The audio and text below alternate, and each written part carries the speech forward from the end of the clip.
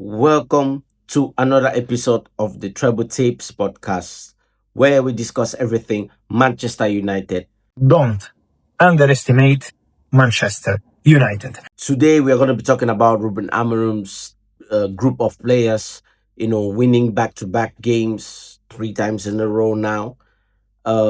Is this team good enough to get into the Champions League this season? Considering, what we have seen so far. And I'm going to be talking about the set pieces as well, making the rounds of the Premier League season. Now, before I do anything, please make sure you like, share, and subscribe because this helps the channel massively. And I'm available on Spotify. I'm going to be putting this on Amazon soon. I'm available on YouTube, Clovis TV, Clovis Football Talk. Make sure you check it out. Under you're gonna see, the Travel Tapes podcast. Also, as well for the listeners and those who love to watch a video. Now, let's get into it.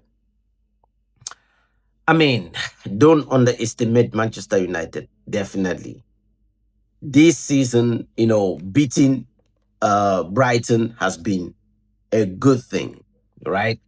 And when Brighton has always been a bogey team, including Liverpool.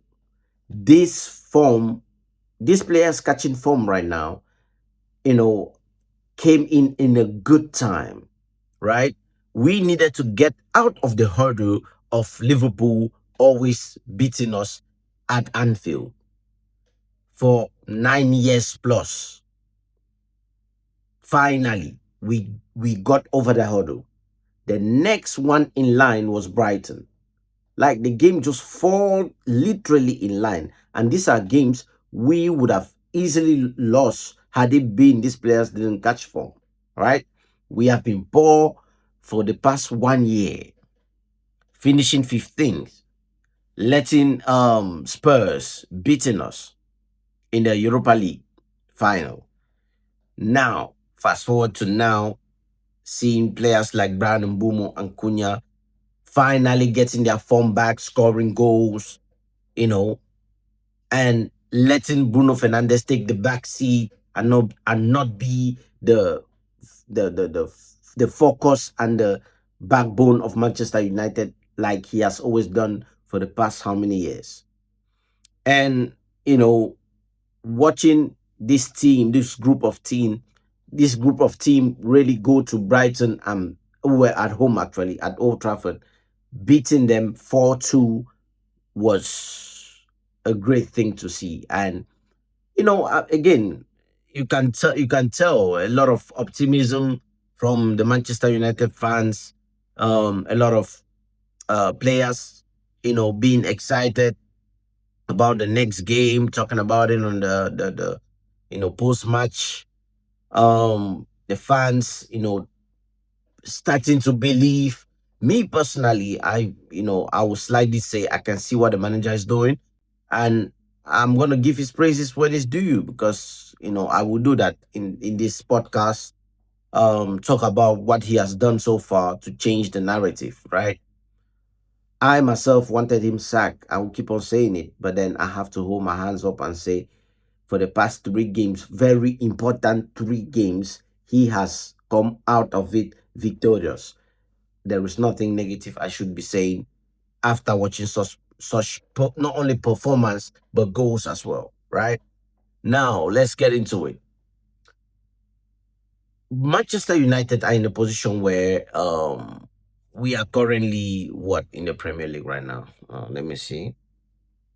We are currently 6th in the Premier League, join points with Manchester City, which is 5th. So we are currently 5th mathematically, and we have won 3 and lost 2, right? Just 5 games. That's what I'm talking about. Now, when you look at it, I look at it carefully. You're gonna say, "Wow."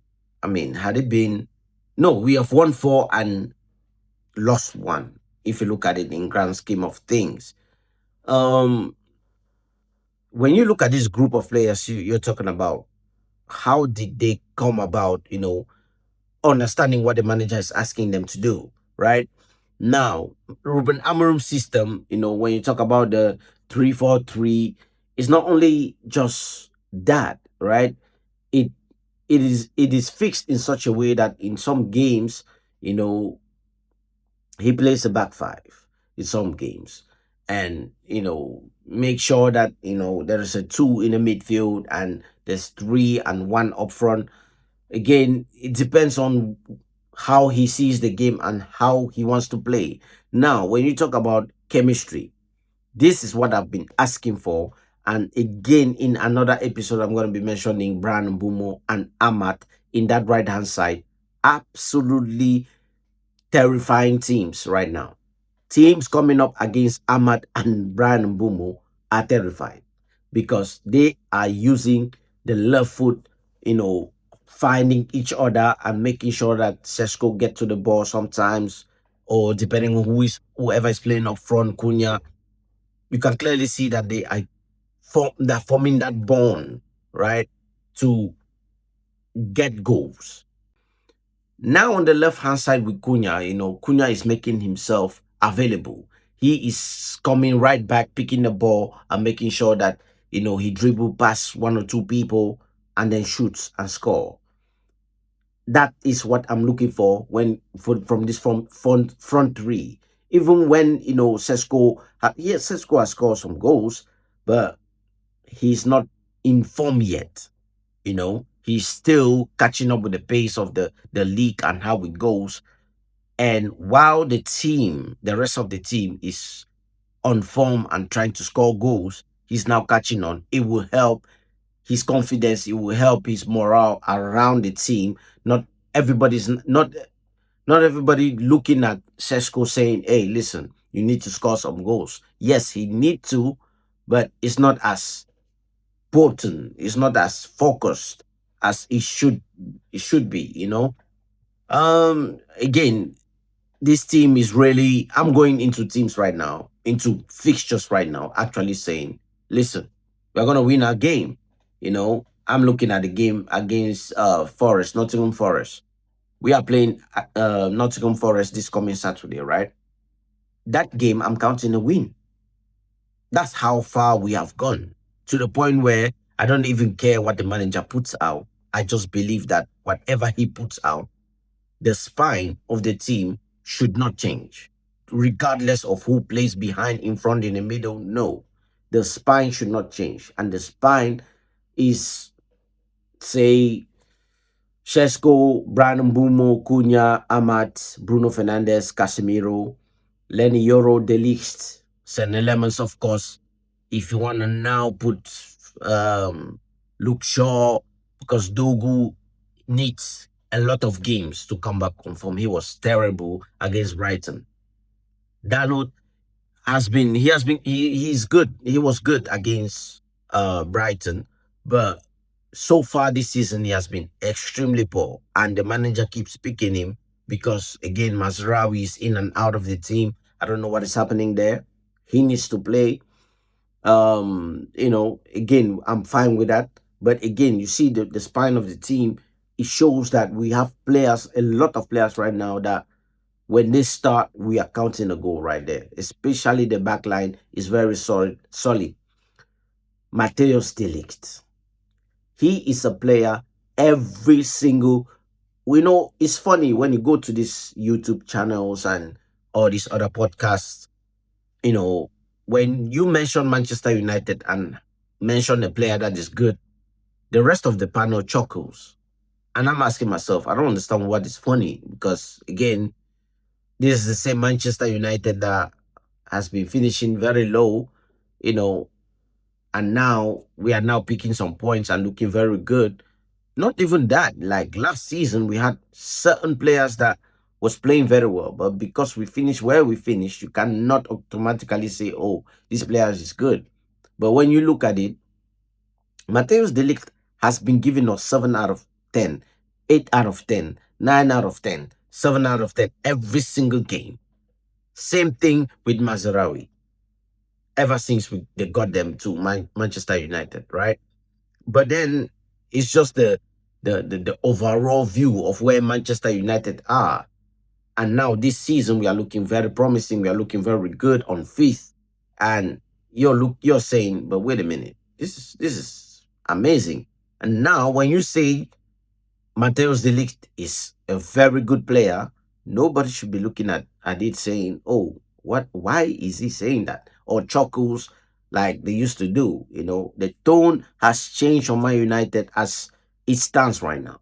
The tone has changed. There is no team coming up to us and now actually saying this is a guarantee win against Man United. Like, that's not possible. Right now, it's not even possible with the form that we are going into. Winning 3 games in a row is unheard of. 1 year of not winning back-to-back games, even on the first place, has been catastrophic. Let alone win 3 games on a bounce, and not only just 3 games, 3 games against one of our rivals that we knew we were gonna lose this game by 5-0, even on the first place. But then to see us go and beat them the way we did was massive. Was massive. 2-1 was just flattering, And then you're talking about Brighton. We beat Sunderland. Sunderland is not for everybody. Sunderland beat Chelsea. Sunderland are literally fourth on the Premier League table. So you can actually see that we are doing something different this season, which shows optimism, which shows a positive signs that we are going somewhere. Which leads me to the next question. Are Man United good enough to enter in the Champions League? With the group of players we have, I can actually say yes. When you look at how bad we have been, it has never been about the players. Yes, in some instances, but when you look at the crop of players we bought, right? Brandon Bomo scored 20 goals last season. Not only that, he has been scoring goals everywhere he goes. Cunha scoring goals for was it Wolves?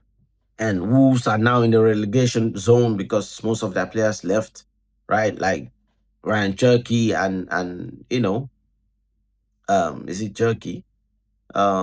Yeah, and Cunha and whoever left for Wolves, and now they are now in the bottom of the Premier League, which is very bad for them.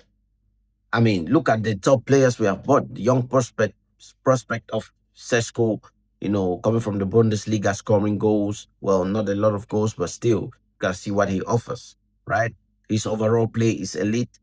Hold up play and link up play with the players running, towards him. I mean, you can clearly see that with this group of players, we are capable of, at least competing in the Champions League, and that's where we need to be this season. So that's the aim, by the way. I've always said we should be finishing sixth or fifth. I mean, sixth, fifth, or fourth from what I've seen, and I've always maintained that. Thank God it has come in a better time and in a good time where we needed to win some games. Otherwise, we'll be facing another sackable manager and going all over it again with this group of players. So thank God it's happening. And I want to give Rúben Amorim his praises, really. Like I said in the beginning of the show, he has done something right, like changing, adapting. And that's all we wanted. That's what I wanted as a fan, for him to adapt and actually say, you know what? Yeah, I'm going to get sacked if I don't change. And you are now seeing in game that things he does that you question and you're asking yourself, why are you taking off this player? He's playing well. But then when you look at it in the grand scheme of things, he knows what he's doing actually. Casemiro getting out, stopping Casemiro out um, against Brighton. Yeah, Casemiro played 70 minutes, which is good. And he was amazing, by the way. Casemiro this season, oh my God. He is incredible. And as a 34-year-old man playing football in the way he plays, oh my God. I'm happy he is still here, right? And he got subbed off against Brighton, 70 minutes, 75 minutes. It was good. I'm happy with that. It makes sense, some changes which I'll never understand, but still, Xerxes, Kobe Menu, very rusty.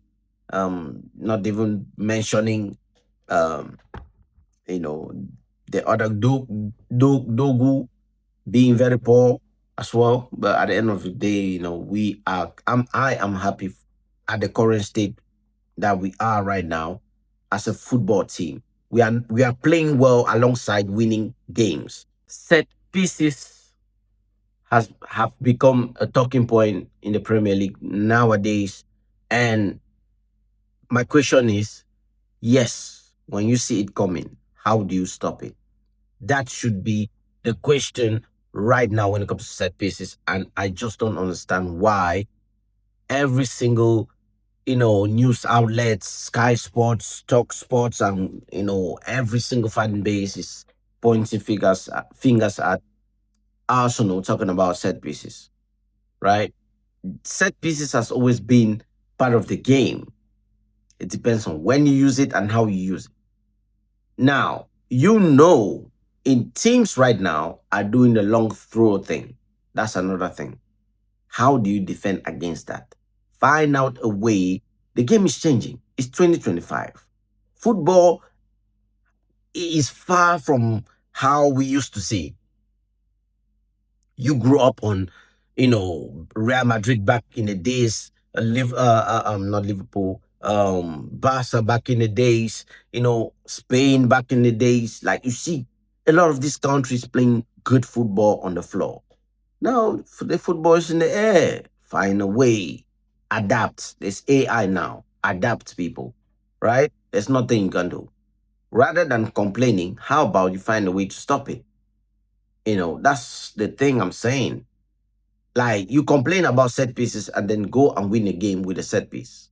What do you say then? Aren't you a hypocrite by complaining? It's just funny. Jamie Carragher was talking about set pieces just to find Liverpool winning games on set pieces in the Champions League. Well, even though they have been losing back to back to back to back games, like, what does he say now? The set pieces are still not good, to be shameless. Come on, man. Like, let's be fair here. Football has rules and regulations, and set pieces happen to be within the lines of use it. So I just don't see why you don't use it as a weapon. It should be a weapon, and it just depends on who is taking the set piece. Are they maximizing it? Are they using it? Penalties for Man United. Bruno Fernandes takes it. It's a goal, even though he let me down 2 times this season, which I will never understand that because he always score goals. That's our thing. We score. Set pieces. If you know Arsenal are pulling up, West Ham are pulling up, Stoke are pulling up, what do you do? Set pieces, you defend them. How do you defend them? Send the taller players to do something, right? Let them use their height for once. Like, come on, man. Find a way as a coach. Stop complaining, aka Lex Luthor from Temu. Stop complaining. And it's Slot, find a way and stop complaining, or else you find your team at 12. So, let's see. But Man United, again, when you're talking about um that is the most important thing. Had it been we are just nicking some goals and the performances are still poor, I will be questioning this manager a lot, but I'm not seeing that to be anywhere negative. So you will not be seeing that from me. But anyways, people, listen, like, share, and subscribe. This team is good enough, and we see what happens on Saturday against Nottingham Forest. Yes, we're gonna beat Nottingham Forest. It's not gonna be easy because again they have fast runners, but then it just depends on who is at the end of it. Chris Wood is going to be available. All of these players. I mean, like Morgan Gibbs White. Like, we should not be underestimating these players. Callum Hudson Odoi, not underrated. Like, so we have to be on it to make sure that we capitalize in the first 45 minutes. We should be getting some goals, beating them 2-0 at least. to get ahead and kill their confidence. So let's wait and see and climb up the table. By the way, we need to be on that, top four, top three. Like we need to be climbing up the table. It's possible. I mean, we are fifth right now as it stands, join points with City. So let's see what happens, people, and let Liverpool keep on falling like the sky fall. But anyways, people, like, share, and subscribe. I'll be posting more videos. This is every Sunday, by the way, Breaking Monday. I'll be posting every single time. This podcast, the Trouble Tapes podcast, available on YouTube, Spotify, everywhere. So make sure you go check it out. And please follow me, share this video, tell your friends, and tell your friends, tell your friends. So please, let's grow, people. Peace.